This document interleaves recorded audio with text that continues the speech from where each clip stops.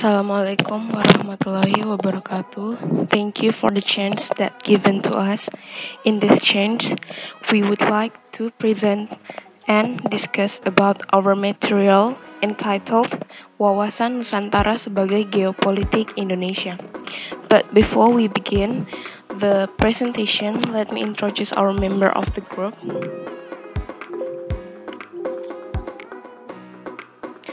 Okay, the first one. First, there's Fadia Suryani Putri, myself as the moderator. Next, there's Vanita Delia, and then Aji Putra Ramadan. Then Sheikhan Rizmi Majid, and the last is Gideon Namlea Lesnusa.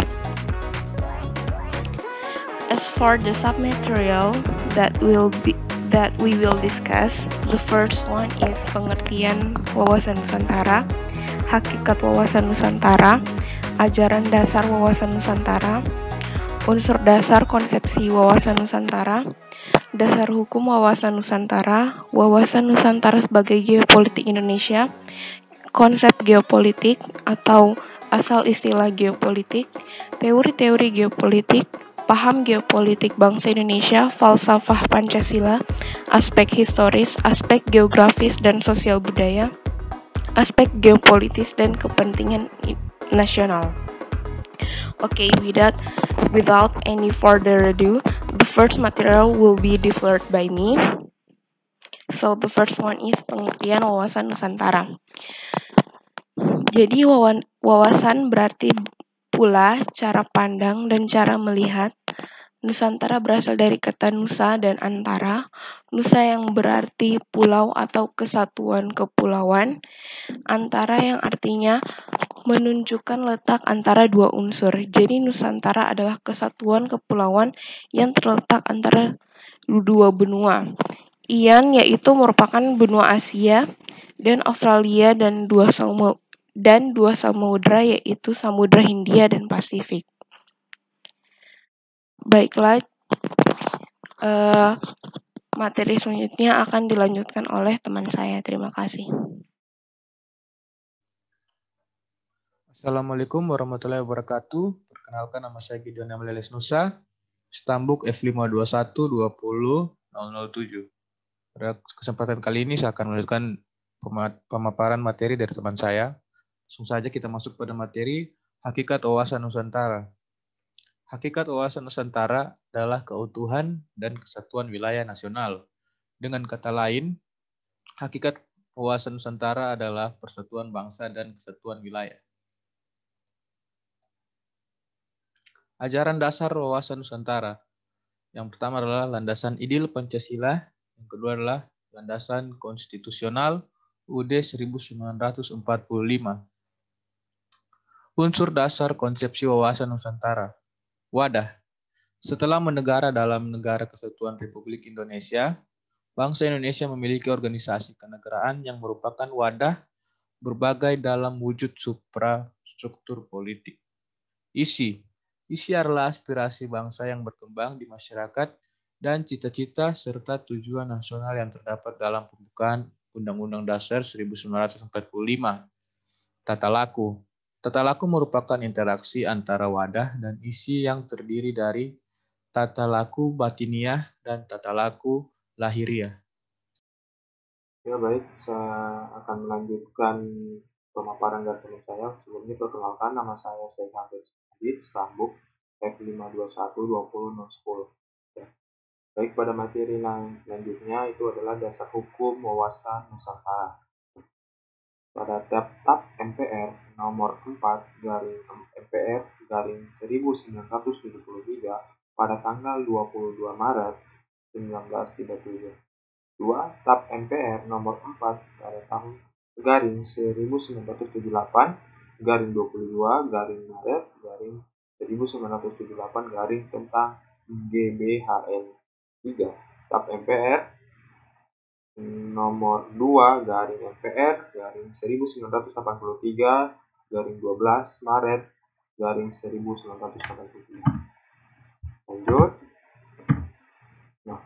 Lanjut ke wawasan Nusantara sebagai geopolitik Indonesia. Cara pandang suatu bangsa memandang tanah air dan beserta lingkungannya menghasilkan wawasan nasional. Wawasan nasional itu selanjutnya menjadi pandangan atau visi bangsa dalam menuju tujuannya. Kedua, adapun bangsa Indonesia memiliki wawasan nasional, yaitu wawasan Nusantara sebagai wawasan nasional dari bangsa Indonesia, maka wilayah Indonesia yang terdiri dari daratan, laut, dan udara di atasnya dipandang sebagai ruang hidup atau Sarum. Yang satu atau utuh, wawasan Nusantara sebagai wawasan nasionalnya. Bangsa Indonesia dibangun atas pandangan geopolitik bangsa. 3. Kedudukan wawasan Nusantara adalah sebagai visi bangsa. Visi adalah keadaan atau rumusan umum mengenai keadaan yang diinginkan.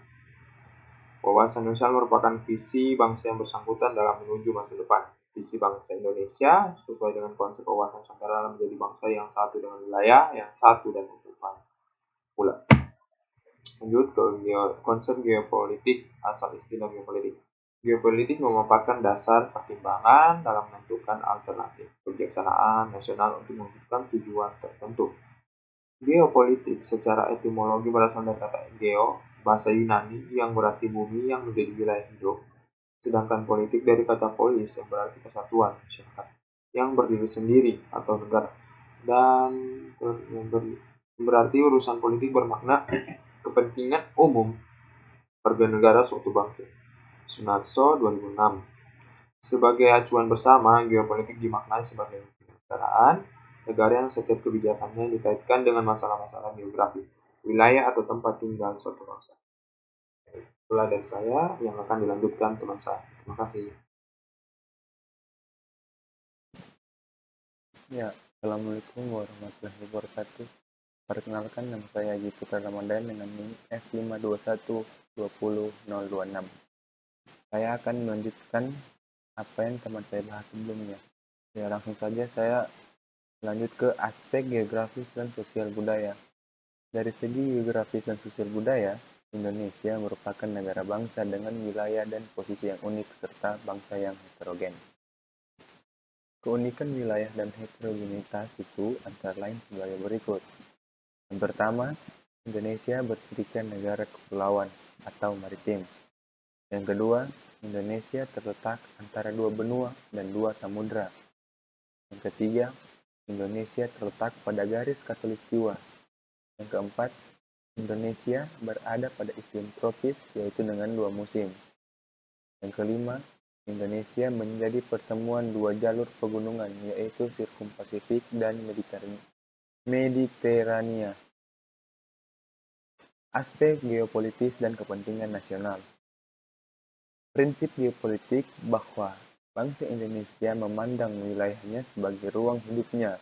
Namun, bangsa Indonesia tidak ada semangat untuk memperluas wilayah sebagai ruang hidup atau Lebensraum.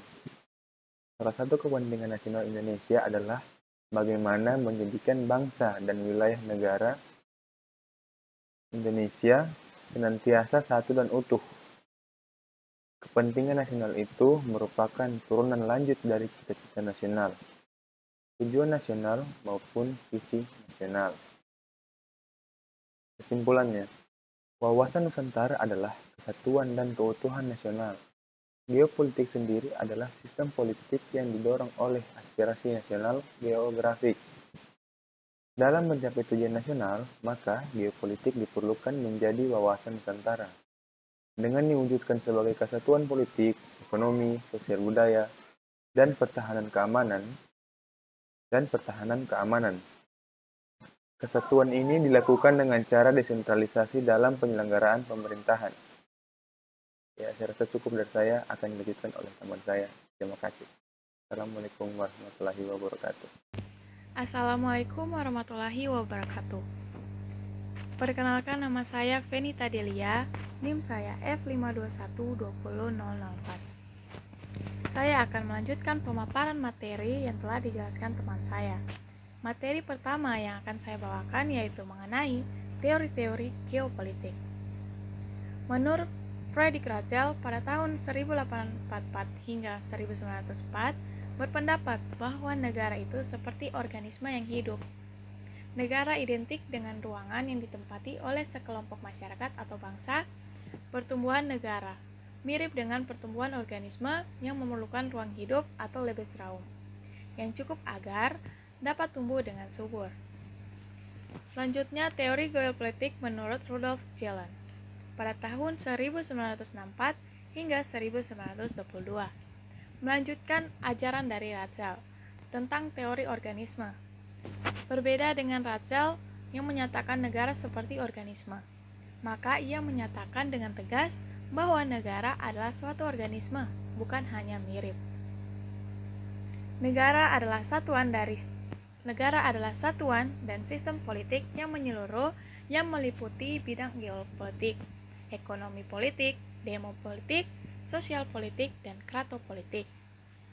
Negara sebagai organisme yang hidup dan intelektual harus mampu mempertahankan dan mengembangkan dirinya dengan melakukan ekspansi. Paham ekspansionisme dikembangkan. Batas negara bersifat sementara karena bisa diperluas. Strategi yang dilakukan adalah membangun kekuatan darat yang dilanjutkan kekuatan laut. Lanjut, paham geopolitik bangsa Indonesia. Geopolitik diartikan sebagai sistem atau peraturan-peraturan dalam wujud kebijaksanaan dan strategi nasional yang didorong oleh aspirasi nasional geografik atau kepentingan yang titik beratnya terletak pada pertimbangan geografik, wilayah atau teritorial dalam arti luas. Suatu negara yang apabila dilaksanakan dan berhasil akan berdampak langsung kepada sistem politik suatu negara. Bangsa Indonesia memiliki pandangan sendiri mengenai wilayah yang dikaitkan dengan politik atau kekuasaan. Wawasan Nusantara sebagai wawasan nasional dibentuk dan dijiwai oleh paham kekuasaan dan geopolitik bangsa Indonesia. Menurut Hans Sobano pada tahun 2005, wawasan Nusantara dapat dikatakan sebagai penerapan teori geopolitik dari bangsa Indonesia. Menurut Chaidir Basri pada tahun 2002. Lanjut, falsafah Pancasila. Pancasila merupakan dasar dalam terjadinya wawasan Nusantara dari nilai-nilai yang terdapat dalam Pancasila. Nilai-nilai tersebut antara lain sebagai berikut. Yang pertama yaitu penerapan HAM atau hak asasi manusia. Misalnya, pemberian kesempatan dalam melaksanakan ibadah sesuai dengan agama yang dianutnya. Yang kedua, mengutamakan pada kepentingan masyarakat daripada kepentingan individu dan golongan. Dan yang terakhir yaitu pengambilan keputusan berdasarkan dalam musyawarah mufakat. Lanjut ke aspek historis. Dari segi sejarah, bahwa bangsa Indonesia menginginkan menjadi bangsa yang bersatu dengan wilayah yang utuh adalah karena dua hal, yaitu kita pertama mengalami kehidupan sebagai bangsa yang terjajah dan terpecah.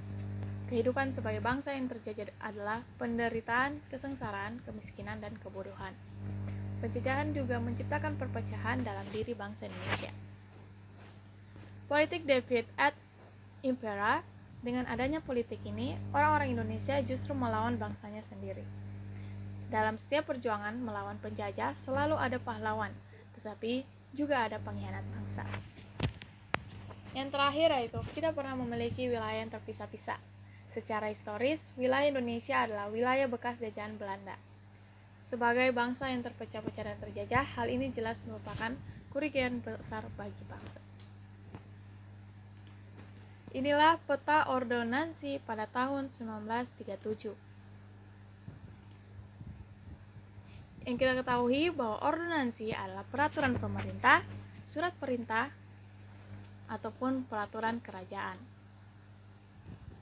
Dasar hukumnya, dalam KUHP pasal 186 atau 186 dan 187, adopsi dari ordonansi tahun 1937 nomor 350 pasal 1, pasal 186 berisi keterangan ahli adalah apa yang seorang ahli nyatakan di sidang pengadilan.